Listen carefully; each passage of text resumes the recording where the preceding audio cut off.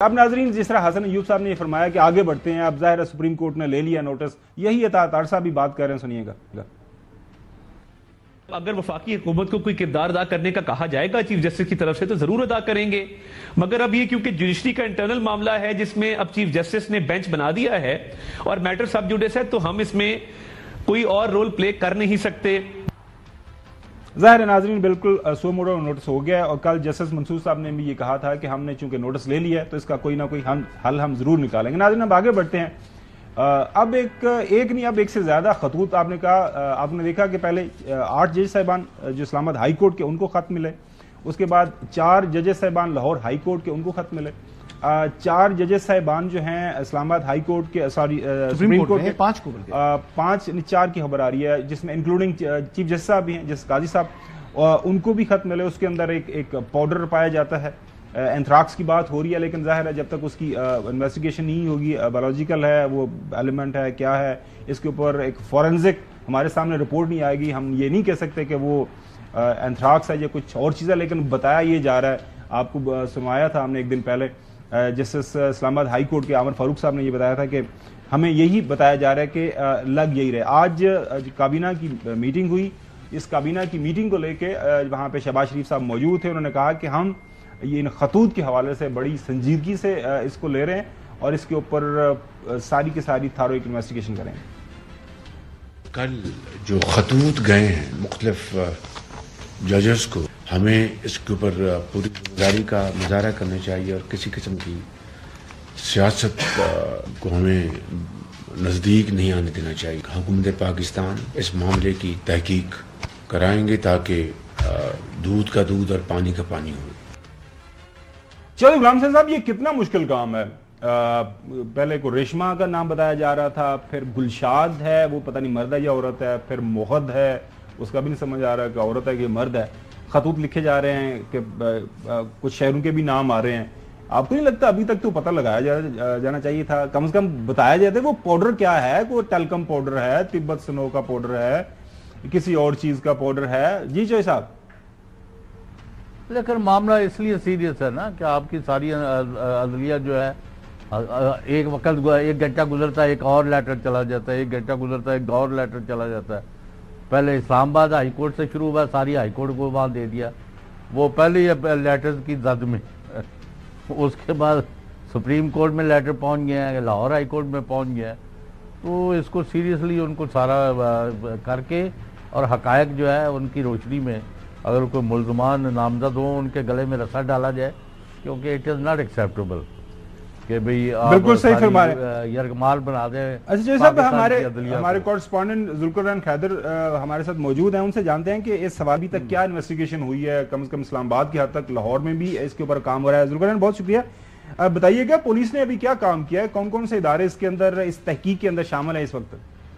جی بالکل، C T D جو ہے وہ اوورآل اس کی تحقیقات کر رہی ہے، اور کل جو ہے سی ٹی ڈی کی ایک ٹیم نے جو پوسٹ ماسٹر جنرل ہیں ان سے بھی ملاقات کی تھی، اور جو سٹیمپ جو ہے وہ کہہ رہے تھے کہ ایک سٹیمپ جو ہے پنڈی کی وہ تو واضح ہے، اسلام آباد کی جو ہے وہ واضح نہیں ہے، تو اس حوالے سے تاکہ ان سے تفتیش کی جا سکے ان کا بیان بھی ریکارڈ کیا۔ اس کے بعد پھر پنڈی سے جو ہے وہ چیک کیا گیا، تو سیٹلائٹ ٹاؤن سے جو ہے کہ جو پوسٹ آفس ہے وہاں پر جو ہے وہاں سے یہ لیٹر جاری ہوئے تھے۔ اس کے بعد کوشش کی جا رہی ہے کہ بھی سی سی ٹی وی فوٹیج، تو پتہ یہ چلا ہے کہ وہاں جو پوسٹ آفس ہیں 2 وہاں پر سی سی ٹی وی کیمرے ہی نصب نہیں ہیں۔